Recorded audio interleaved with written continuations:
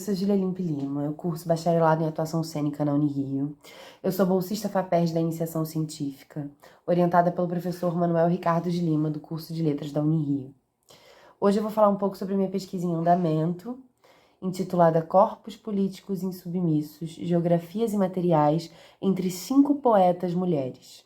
A proposta do projeto é ler e analisar uma obra de cada uma dessas 5 poetas mulheres brasileiras escolhidas e, a partir dessas 5 obras, desenvolver e montar uma dramaturgia que será apresentada na conclusão dessa pesquisa.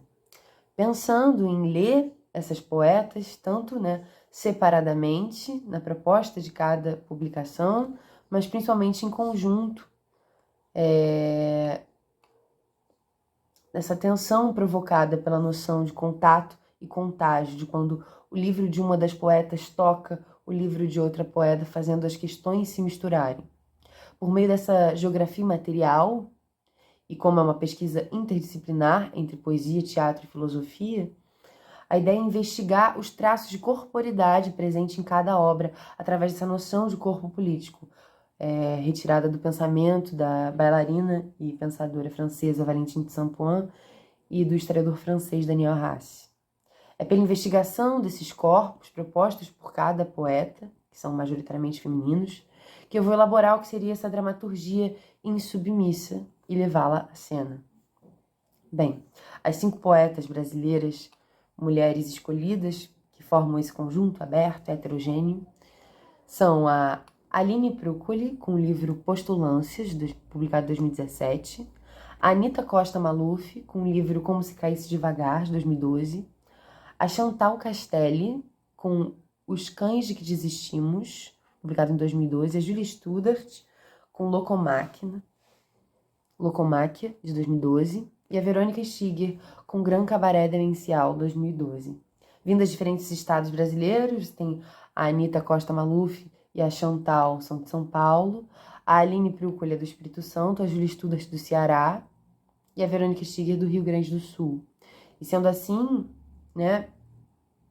pensar que esse grupo heterogêneo, elas é que possibilitam, esse deslocamento e uma disparidade, se lidas em conjunto.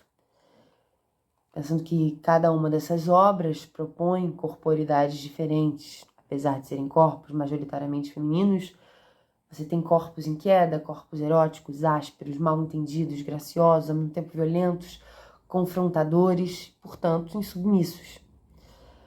Essa pesquisa pela corporidade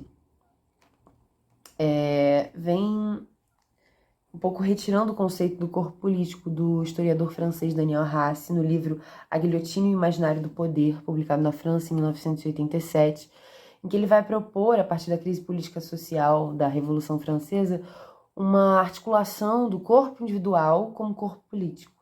O discurso político que recorre à metáfora fisiológica e vice-versa, um corpo, a sua materialidade também figurando pensamentos e discursos políticos. E como dramaturgia contemporânea, acho que ao teatro interessa muito essa tensão corpo-pensamento, essa investigação, de que cena que abarca esses corpos, com essas vozes e pensamentos das 5 obras escolhidas, como essas vozes e esses pensamentos podem conviver, se misturar, de forma que também no jogo dramatúrgico opere aquilo que a Maria Gabriela Lansol vai ler no poeta, quando ela lê o poeta como um vagabundo, os poetas como aqueles que vêm e anunciam uma geografia imaterial por vir.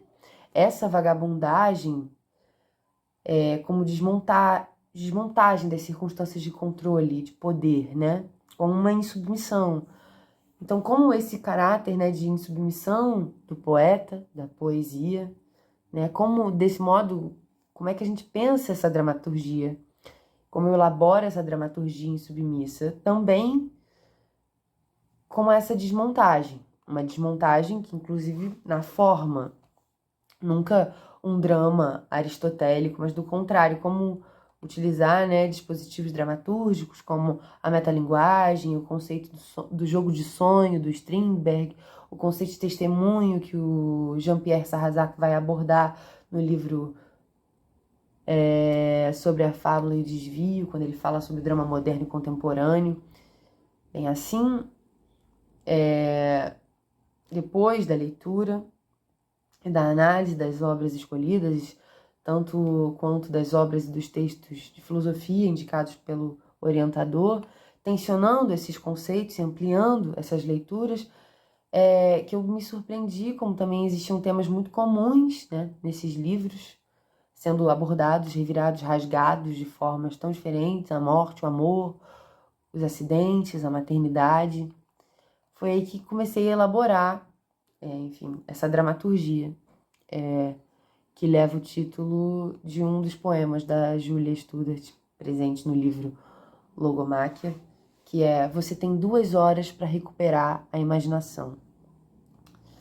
Nessa dramaturgia, a proposta enfim, como a proposta barra investigação que estou tendo nesse momento é dar conta dessas corporeidades. Acabou que desembocou a partir daí na ideia de ser um monólogo, onde tem uma única atriz que passa por diversas personagens, situações e jogos com a plateia, numa ideia desse corpo que abarca vários corpos, desse texto que vai se desmontando, dessa atriz que vagabundeia por diferentes personagens e cenas e discursos, às vezes com citações diretas às autoras e às obras, como é o caso do conto Domitila, da Verônica Stiger, que é lido em cena como um dispositivo para uma improvisação com a plateia, outras vezes de formas indiretas, tanto numa costura imprevista, onde o pensamento de uma poeta vai se amarrando no pensamento de outra e nas imagens propostas por outra, tudo dentro da boca dessa atriz personagem, ou quando você tem um poema da Anita Costa Maluf, que aparece na voz de uma personagem mãe que perdeu a filha sendo entrevistada para televisão, ou até quando você tem as próprias personagens das poetas aparecendo em diálogos ou situações impensadas, como é o caso de Enila, a personagem do livro Postulâncias, da Aline Prúcoli, que na peça aparece em um diálogo como se fosse filha da atriz que faz a peça, e também depois, num sonho, temos essa cena como se fosse um sonho de Enila, um sonho que não está no livro da Aline, ainda que de alguma forma pertença àquele universo. Então eu pensei, assim, para fechar um pouco, que eu acho que o tempo... Estou chegando no tempo do vídeo, mas eu pensei de ler tanto o prólogo que eu escrevi, que abre essa dramaturgia e que aponta um pouco para esse desmonte, esse início da obra, e fechar lendo o poema que deu título à peça, da Julia Studart. Então eu vou ler o prólogo para vocês. E você tem 2 horas para recuperar a imaginação, se é a primeira abertura. Isso é para irritar vocês, é para ser desagradável, é uma traição, é uma peça sem cabeça, cheia de pelos,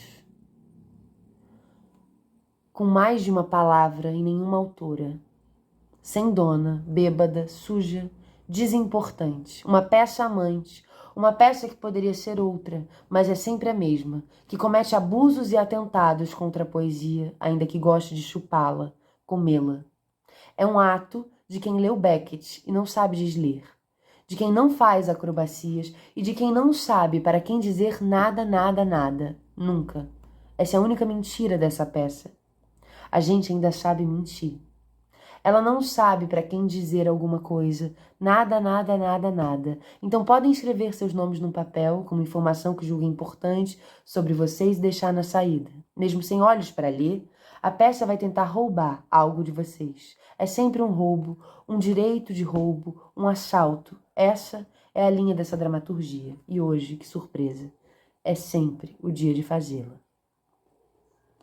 Enfim, essa seria a abertura da peça. Eu acho que toca aí, tem referências diretas, até o Beckett, que está presente no livro da Anita Costa Maluf,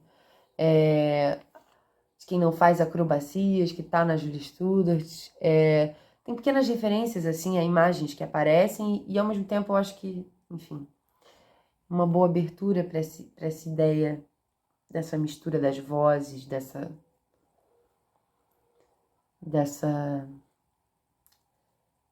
linha de dramaturgia que eu tô desenvolvendo. Então, para fechar, eu vou pegar aqui, tô aqui com os livrinhos. Eu vou pegar, esse é o Lolomáquia, da Julia Studart, e eu vou ler o poema que deu o título. Você tem 2 horas para recuperar a imaginação. Xavier diz por toda parte que consegue ser um bailarino de butô em apenas 2 horas. Ele nunca sabe o que diz, não sabe dançar e tem medo do que vê. Mas Xavier mente enquanto manipula seu material genético. Repare, o fato é um só. Xavier espera que você acredite que ele é um bailarino de butô. E se você confiar, ele pode dançar uma vez na vida. Isso é um fundamento. Isso é esperança. Ele não foi ao Japão e pode transformar a sua vida num inferno quando fala sem parar do fracasso ou da viagem a Istambul. Toda farsa é discreta e pode vir seguida de suculentas cerejas doces, repare. Xavier provoca, imita.